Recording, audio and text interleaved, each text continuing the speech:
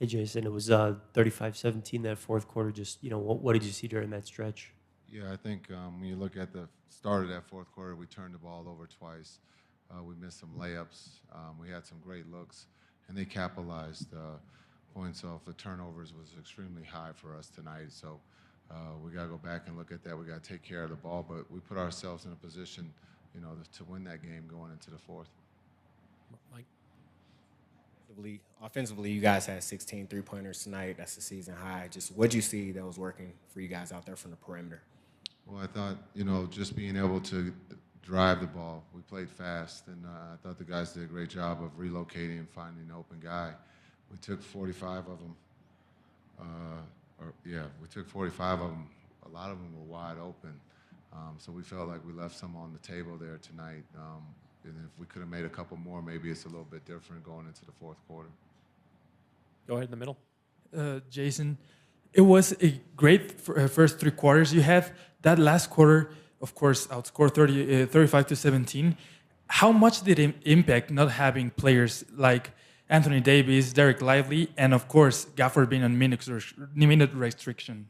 Yeah, I think in this league, you got to play with the guys that you have. And for three quarters, we put ourselves in a position to win that game. Unfortunately, there in the fourth, they dominated the paint. They got the turnovers, and they capitalized off our turnovers. And we missed some shots that we normally make. Give them credit. They were good in that fourth quarter. We have to be better. And so it's hard to win in this league, and we just came up short. But a lot of good things being shorthanded. We never use as an excuse.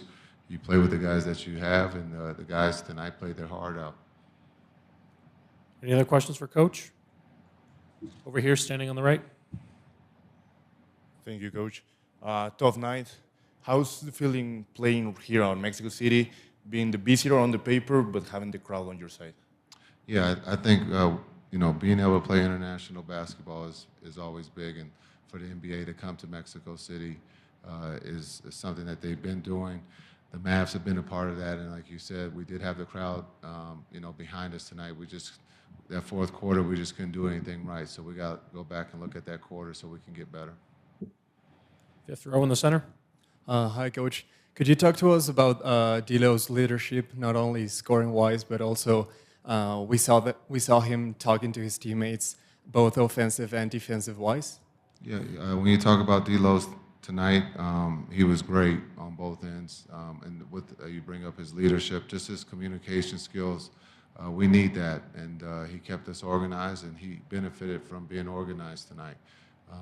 He was big offensively. He knocked down some shots for us, but just his talk of trying to help the other four out on the floor was huge tonight. Over here on the right side, sixth row. Hi, Coach. The truth is that AD often gets injured, so is like there any game plan to try to fight against that, and how much affected his absence tonight? Yeah, when you talk about AD, he's one of the best players in the world, and he couldn't play tonight. So we're professionals. We got other guys that have to pick up the load, and we did that for three quarters tonight. Hopefully AD's back sooner than later, but if he is out, we got to continue to find a way to win. You have 31 points, and overall it was a great game for the team through the first three quarters. Can you talk us through what happened during that fourth quarter? What changed? I think just getting an adjustment. To start the game, we were getting adjusted, getting acquainted, obviously the altitude, things like that. And then we started to get a flow right before halftime, and then third quarter probably could have been a little better. That carried over to the fourth quarter. Mike, here in the front. Season high for you tonight. Just what'd you see in terms of the offensive end, especially with your shot going down? Simple as that. Scoring the ball allows me to pass the ball. Simple mentality. They started to fall, open up the game a little bit. And what did you just see, defensively for you guys tonight? I thought we did a good job. I thought we did a big, solid job. I think they dominated us a little bit on the glass, but other than that, I thought we did a good job. We forced the guys that we wanted to shoot the ball, things like that. Next question on the left, on two. Thank you. Hi, Dilo. Nice game. Gabriel Guerrero from Gabo Deportes. And I was how you settled in with the Mavericks. As you will be standing up for Kyrie until he came back. How you settled in, and then how you feel with Jason Kidd as your coach? I think just bringing that addition that just helps everybody get going. If that's scoring, if that's passing, just trying to impact winning. Any other questions? We'll take last one over here on the right side, 6th row on the aisle. Hi, Dilo. Yesterday, we were talking about the learning to share the deal with names like LeBron, like Thompson, like Davis. But today, you were the leader in there. So, what's the learning for today and how to work after this loss? I think we're all pros in the NBA. Anybody's game, anybody's night. If shots are falling, it could be your night, and it was just my night. Thank you. Cool. Hi, Cooper. Gabriel Guerrero from Gabo Deportes. How you feel with this experience in Mexico City, and how you feel get the energy of the people that was all night very energetic and supporting both teams? Yeah, I mean, I think the experience was incredible. It's always amazing to, have the game take you to a new place that you've never been before. So, I just had a lot of fun, being able to come out here and see someplace new. And, the crowd was amazing, the fans, everybody that showed up just to support us and support both teams. Everybody was great. So, I mean, it was an incredible experience. Right in the center in the front. Luis from MBM Sports. Of course, you are the youngest player in the league, and scoring hasn't come as easy as many may think, but you're still doing great offensively. I think you are doing really well at rebounding, passing the ball, and you're doing really well at getting into the free throw line and being really, really effective at the free throw line. So what is the message you have for all these people concerned about your playing through this season? I mean, it's, like you said, it's a tough league. It's a transition. Obviously, I haven't, made a lot of shots or been as efficient as I would have wanted to, but, I'm going to just keep trusting the work. It's nothing, I think should be worried about. I'm not worried about anything. Just got to keep getting better looks, keep being aggressive, and just trust all the work, and I think it'll be fine. Mike here, right next. Hey, Cooper, you guys scored at least 30 points in the first 3 quarters. What did you see that was working during that period, and how did things change during the fourth? Yeah, I thought we did a good job of just picking our spots and trying to attack mismatches. That's something that we talked a lot about.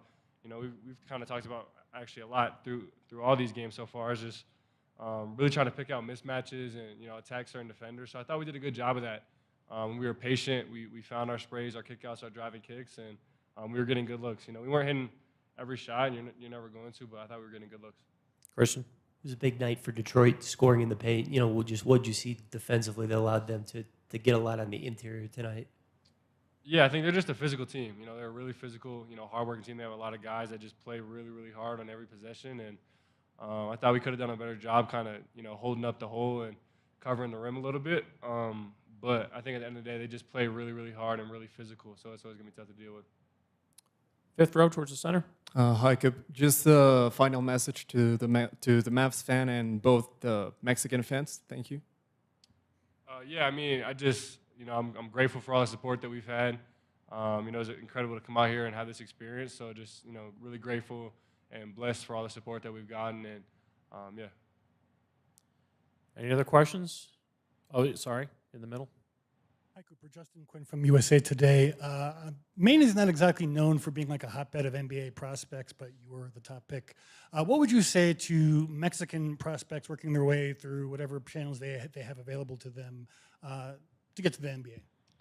Yeah, I think that's something that has been really cool for me to kind of send that message of it doesn't really matter where you're from. Like you said, I mean, there's never been a player from the state of Maine that has grown up and gone into the league. So I think just sending that message of it doesn't really matter where you're from. It just matters if you're going to work hard, dedicate yourself to the right things, and sacrifice a lot of things. But if you make those sacrifices and you work really hard, it doesn't really matter where you're from, or you can kind of just make opportunities for yourself. Mike here in this corner. Cooper, there's a lot that's been talked about, just the altitude playing here. Just what did that feel like firsthand, and how did it affect you? Yeah, it was tough. I'm not gonna lie, it was tough for sure. I mean, I was breathing really, really hard through most of the game, but I think at the end of the day, it's something everybody was dealing with. You know, every player, I think, definitely felt it a little bit at the start and kind of got used to it as best you could. But you know, it's never easy going into different, you know, altitudes, climates, whatever it is. But I mean, it's something we all had to deal with out there. So. And last question. Last one over here on the right side. Fifth row on the aisle. Hi, Goop. Yesterday, Dylan mentioned that for the next 2 years, you're going to be like a sponge, just learning and learning. So, I mean, you are the first overall pick of the 2025 draft. So, what have you been able to learn from stars like him, like AD, like Clay, and what do you expect of them? Yeah, I mean, I've learned a ton. I've learned so much from those guys, you know, on the court, off the court, a lot about their routines and the way they carry themselves and the way they take care of their bodies and that sort of stuff. So I think, I mean, there's just so much you can learn, and that's really all I'm trying to do. And even just being on the court, you know, playing against these guys that, you know, are such high-level players, like there's so much you can learn just from, you know, being on the court and guarding them or just sharing the court with them. So there's a lot I'm going to learn, and I'm looking forward to every opportunity to just continue to keep getting better. Thank you, Cooper. Thank you, everybody.